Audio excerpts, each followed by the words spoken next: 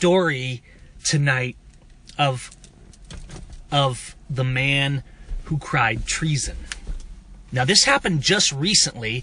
Good evening, all. This happened just recently down in Nevada. And Nevada right now is where the first trial of like 3 trials for protesters that stood up at the Bundy Ranch are going on, okay? And this story is down there, but it doesn't matter where you are. It doesn't matter if you're native or Mexican or patriot or left or right or Christian or Muslim.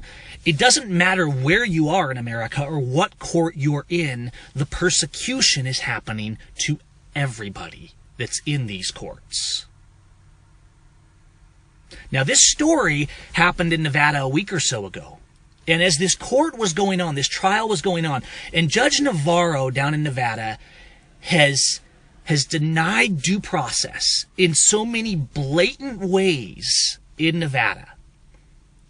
Judge Navarro has denied them their witnesses. The defense was not allowed to have their witnesses, even witnesses that were there.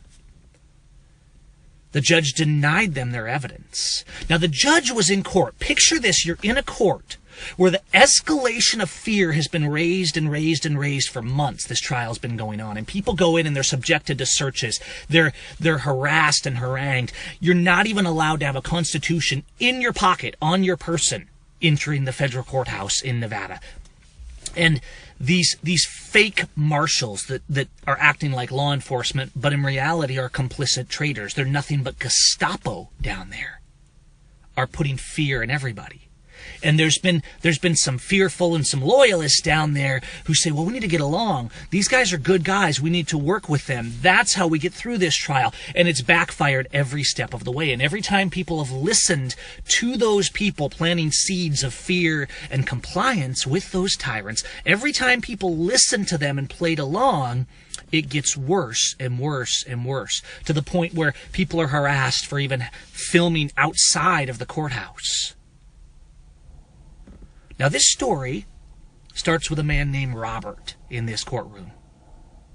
Robert is a middle-aged man with long hair and a big beard and a Bible in his hand. And Robert's in this courtroom to witness the sham of a trial that's been going on, and that the defense attorneys have been allowing to go on because they're afraid to.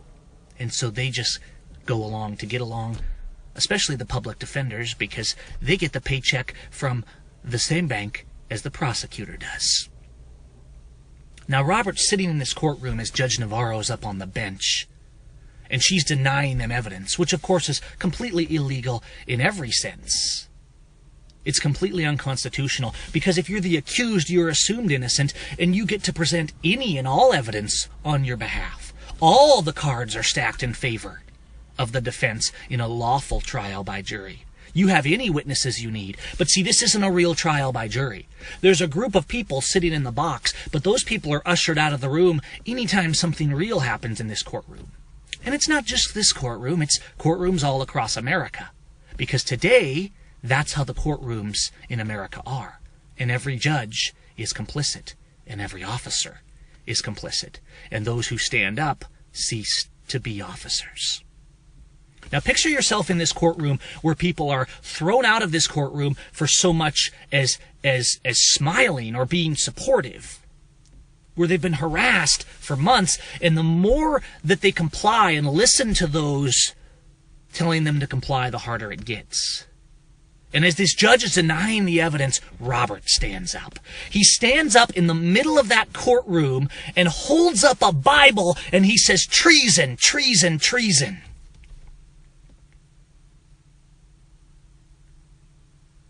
And the courtroom stops, and hearts are beating.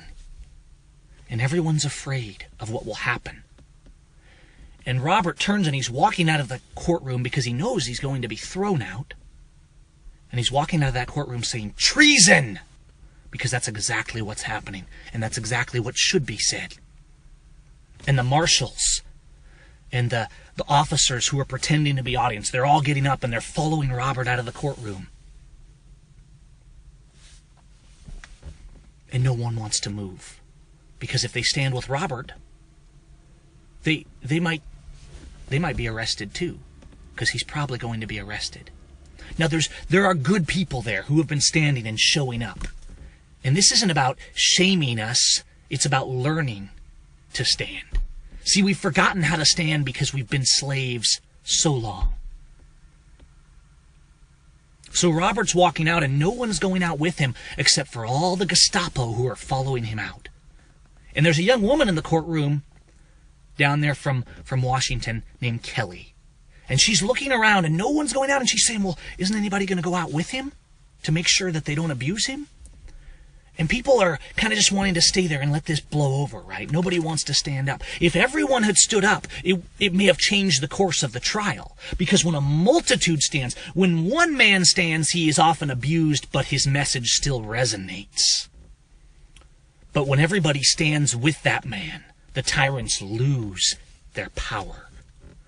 And that's what we have to remember. So Kelly gets up, and she's irritated, and she bustles her way through the crowd, and she follows Robert out.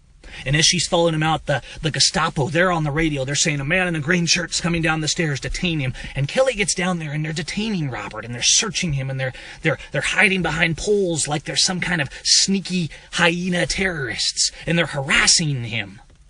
And he says, am I free to go? And they say, no, you're not free to go. You're being investigated. You may be charged with contempt.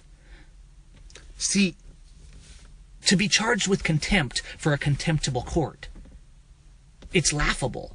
We should only have contempt for America's courts. To have anything but contempt for these courts is to defend tyranny and to turn against the innocent. Because even those who may have done real wrong must be presumed innocent in these courts and in our jails, which are universally violating their rights. You see, no one in any trial in America is getting due process. No one is getting their rights that are affirmed in the Constitution. And so as they're harassing Robert, Kelly comes, and they say, you need to leave. You don't need to be here. And she says, I'm not leaving. I'm going to stand here and make sure you don't abuse him. Because Kelly stood up with Robert. You see, it wasn't an act of swords. There didn't need to be violence. They didn't need to start a fist fight. What caused the greatest fear in that courtroom was someone standing up and using their voice, because our voice is a sword. We don't understand that if we stand up and we stand shoulder to shoulder and we come together and we set aside our differences and we say, no, uniting with the enemy is not uniting. Uniting against evil with each other and loving our neighbor, that's uniting. And to love even the enemy, to love our neighbor, we have to be willing to stand up to them and say, you are wicked, you are evil, and I will stand against you. So Robert didn't draw a sword or a gun. Robert took out the sword of his voice, and it terrified them. And Kelly went down there and she stood with him, and she made sure. Now Robert probably would have been arrested had Kelly not been there. And this is an example because everyone should have rose in that courtroom. We shouldn't be rising for the treasonous fake judges. We should be rising in defiance, principled, peaceful defiance. That's what we should be rising for, like Robert did. See, we don't understand that when we raise our voice is important. How we raise our voice is important. But what's equally important is that we do. And so many forget this. So many people will come in among us either out of fear or because they're working for the enemy, and they'll say, you need to do what you're told. You just need to get along. I see it all the time. But every now and then there's a spark. There's a man like Robert. There's a man like Lavoie. There's a woman like Kelly. There's people like the natives who stood with principle in the Dakotas. There's people who stand up and they say, no, we don't seek violence, but we defy you.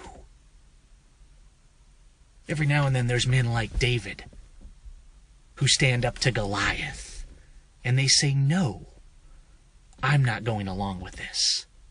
And so Kelly stood there until they released Robert. Robert was sitting there and he was reading them Proverbs 31 to these officers. And he's saying, look at this woman. Look at this woman who came to stand with me.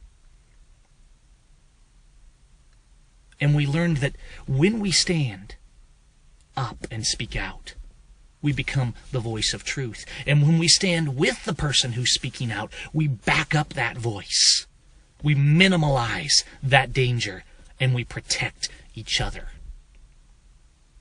Be a David, be a Robert, be a Kelly, be a Lavoy, be an Ammon. Be the Indian who stands up in the plains and says, I will not comply. Be the Mexican who says, my rights are equal to yours. Be the Christian who says, I will not allow the Muslim to be violated, even if I don't believe like them. You don't have to go start a war of swords. You have to start a revolution of your hearts. And that sword comes from here. You've got to stop hating. And you've got to start loving. But to do that, you've got to oppose the enemy. You've got to be willing to stand up in the courtroom and cry treason. Be the man who cried treason. And tell everyone else this story and stories like it. Go out and do the same. Because as long as our message is hate and death and bombing and fake war and fake courts and fake officers, fake faction and fake liberty, as long as freedom is just talking big on Facebook and waving flags that say appeal to heaven and don't tread on me, rather than truly appealing to heaven and speaking out and speaking up against those who tread on your neighbor. Until we do that, we'll always be slaves.